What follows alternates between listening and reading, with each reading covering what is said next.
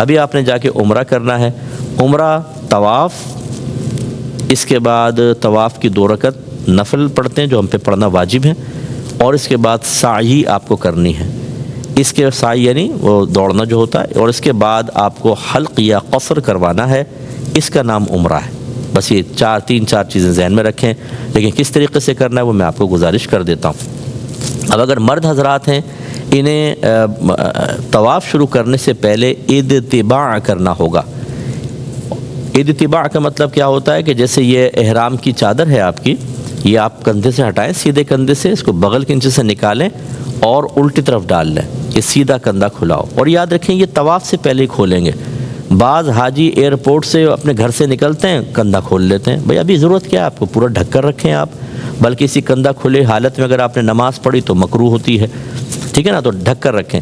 یہ صرف آپ کب کھولیں گے کہ جب آپ طواف اسٹارٹ کرنے لگیں، اور وہ بھی اس طواف کے اندر یہ اتباع سنت ہے جس کے بعد سعی ہو۔ چنانچہ اگر آپ نے نفل کو طواف کرنا ہے، احرام پہنا ہوا ہے، نفل طواف کر رہے ہیں، اس میں اتباع سنت نہیں ہوتا، یہ ذہن میں رکھیں۔ اچھا، یہ بعض لوگ پوچھتے ہیں کہ جیسے ہم نے عمرہ کر لیا فرض کر لیں، تو بعض ویسے ہی پہنچ جاتے ہیں طواف کے اندر، اور ان کو وہاں پہنچنے کے لیے احرام پہننا پڑتا ہے، ویسے آپ سادہ کپڑوں میں نہیں جا سکتے، وہ لوگ روکتے ہیں۔ تو ضمناً یہاں یہ مسئلہ بھی میں عرض کر دیتا ہوں کہ جب بہت زیادہ رش ہو تو یہ ہرگز ایسا نہ کریں، کیونکہ آپ لوگوں کو تنگی کا سبب بنیں گے۔ کوئی عمرہ کرنے آ رہا ہے، آپ بیچ میں ویسے ہی پہنچ گئے تاکہ میں طواف کر لوں، تو وہ تنگ ہوں گے۔ ہاں، اگر مطاف خالی ہے، رش وغیرہ نہیں ہے، تو پھر آپ یہ کر سکتے ہیں کہ چادریں پہن کے چلو نفلی طواف کے لیے اب چلے گئے، کہ کسی کے لیے باعث تکلیف نہیں ہے۔ لیکن جب باعث تکلیف بن رہے ہوں تو قانون کو فالو کرنا لازم ہوگا۔ اسی طرح ماسک بھی اپنا نہ پہنے چہرے کے اوپر، ماسک سے بھی یاد رکھیں دم وغیرہ لازم ہوگا یا کفارہ لازم ہوگا۔ اچھا، اب ہوتا یہ ہے کہ بعض لوگوں کو بہت ہی سینسٹیو ہوتی ہے ان کی مطلب معاملات، الرجی وغیرہ ہوتی ہے، یہ اگر بامر مجبوری پہنے کہ نہ پہنے تو چھینکیں لگ جائیں گی، یا ڈسٹ الرجی ہوتی ہے، ڈسٹ اندر چلی گئی، ویسے تو وہاں ڈسٹ نہیں ہوتی لیکن پھر بھی بات بہت سینسٹیو ہوتے ہیں، ان کے لیے تھوڑی بہت گنجائش نکل سکتی ہے، لیکن یاد رکھیں اس کے باوجود کفارہ لازم ہوگا۔ کیا کفارہ ہوگا یہ سب میں اینڈ میں ایک پروگرام میں پوری چیزیں آپ کو ذکر کروں گا، لیکن بہرحال ماسک حتی الامکان نہ پہنا جائے، اور اسی طریقے سے آپ مطلب بلا ضرورت مطاف میں نہ جائیں۔ اب آپ نے عمرہ کرنا ہے، اس کو سماعت فرما لیں۔ جب آپ مطاف میں اتر جاتے ہیں، مطاف کہتے ہیں طواف کی جگہ کو، سب سے پہلے حجر اسود کا تعین کریں وہ کہاں ہے، اور اس کے لیے آپ غور سے دیکھیں کہ حجر اسود کے جو مقابل دیوار ہے اس پہ گرین لائٹ لگی ہوئی ہے، تو بس وہ اس کا مطلب ہے کہ وہاں تک آپ کو پہنچنا ہے، کیونکہ یہاں سے آپ کو طواف کی ابتدا کرنی ہے، تو وہاں پہنچ جائیں، آپس میں طے کر لیں، گھبرائیے گا بالکل نہیں، کوئی نہیں گھومتا، وقتی طور پہ گم بھی جائے تو ملاقات ہو جاتی ہے۔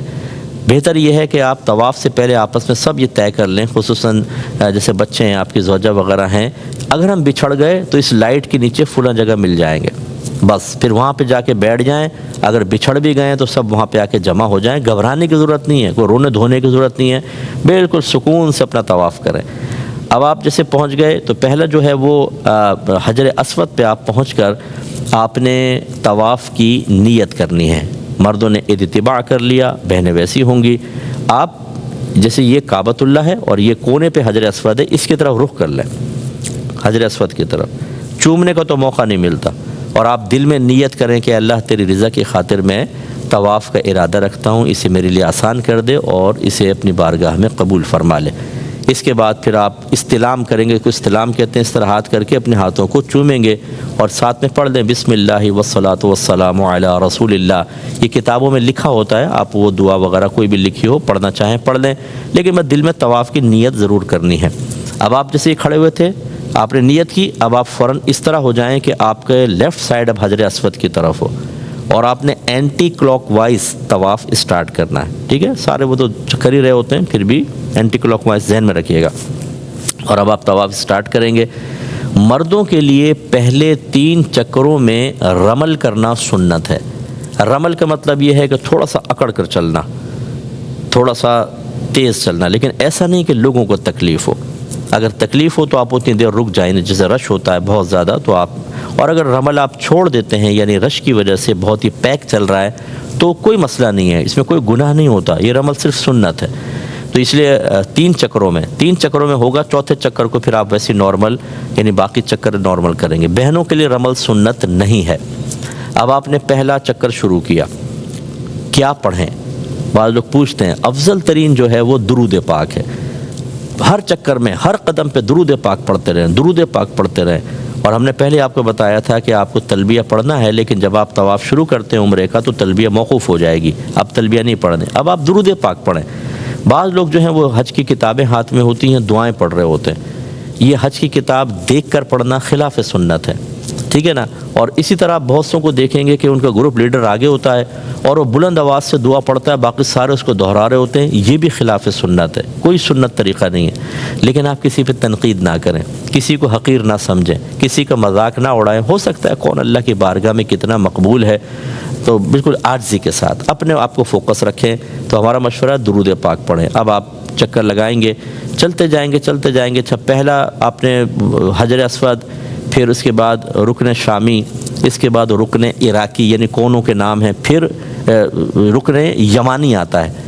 رکن یمانی یعنی وہ حجر اسود سے پہلے والا ہوتا ہے. اس کے پاس جب پہنچتے ہیں, اگر بہت ہی قریب ہونا تو خالی ہاتھ برکت کے لیے لگا سکتے ہیں آپ, لیکن آپ دیکھیں گے وہاں بہت سارے یوں ہاتھ ہلا رہے ہوں گے, یوں کر کے چوم رہے ہوں گے. کسی چیز کی ضرورت نہیں, آپ اپنے طواف کو جاری رکھیں حتیٰ کہ حجر اسود تک پہنچ جائیں. اور اس کے لیے وہی گرین لائٹ آپ کی بڑی مدد کرے گی کہ دور سے آپ کو نظر آ جائے گی, تو بس وہاں پہ آ کے آپ ایک چکر آپ کا پورا ہو گیا. جب آپ یہاں آئیں گے, یہ حجر اسود ہے, پھر اس کی طرف رخ کر لیں گے اور پھر وہی استلام کریں گے, بسم اللہ والصلاۃ والسلام علی رسول اللہ. پھر اس طرح سیدھے ہو جائیں گے, آپ کے لیفٹ سائڈ حجر اسود, دوسرا چکر اسٹارٹ ہوگا. اس طرح آپ کو 7 چکر پورے کرنے ہیں. اور یاد رکھیں چکر ہمیشہ 7 ہوں گے, استلام 8 ہوں گے. 7واں چکر کمپلیٹ کر کے پھر آپ کو یہ استلام کرنا ہے. تو اب آپ طواف سے فارغ ہو گئے. 3 چکروں میں مردوں نے رمل کیا, 4 چکر نارمل حالت میں کیے, فارغ ہو گئے. اس کے بعد اگر موقع ملے تو مقام ابراہیم پر آ کر 2 رکعت نفل ادا کریں. یہ طواف کی ہوتی ہیں, واجب ہوتی ہیں, ہم پر ہے نفل, لیکن اس کا ادا کرنا واجب ہے. اگر وہاں رش ہو تو جہاں مسجد میں آپ کو جگہ ملے کر لیں, یہ ضروری نہیں ہے آپ. اور غور کیجئے گا کہ مکروہ وقت نہیں ہونا چاہیے, طلوع آفتاب, غروب آفتاب یا زوال کا وقت نہیں ہونا چاہیے.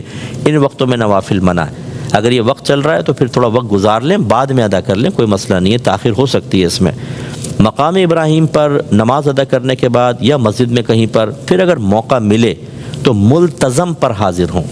حجر اسود سے کعبۃ اللہ کے دروازے کے درمیان کا جو حصہ ہے اس کو ملتزم کہا جاتا ہے. کہتے ہیں کہ یہاں پر دعا مانگے تو 70,000 فرشتے دعا پر آمین کہنے کے لیے تشریف فرما ہوتے ہیں. تو بعض لوگ کعبۃ اللہ پر, بعض وہاں پر, لیکن احتیاط کیجیے گا خوشبو نہ لگی ہو. عموماً غلاف کعبہ پر خوشبو ہوتی ہے, اگر آپ ہاتھ رکھیں گے اور خوشبو آ گئی دم لازم. ایسے حجر اسود کو چومنے کی کوشش نہ کریں. بعض لوگ طاقت لگاتے ہیں کہ چوم کے دم لوں گا, اس میں کونیاں مار رہے ہیں, دھکے دے رہے ہیں, عورتیں گھس رہی ہیں, جسم پس رہے ہیں. نہیں, دور سے استلام کریں. اور اگر آپ پہنچ ہی گئے تو ہونٹ لگانے سے تھوڑا سا احتیاط کریں, اس میں بعض اوقات خوشبو ہوتی ہے. اگر پورے ہونٹ آپ کے خوشبو میں ہو گئے تو دم لازم ہو جائے گا, بکرا ذبح کرنا ہوگا, یاد رکھیں, بطور کفارہ. اللہ تعالی ہمیں سمجھ کی توفیق عطا فرمائے.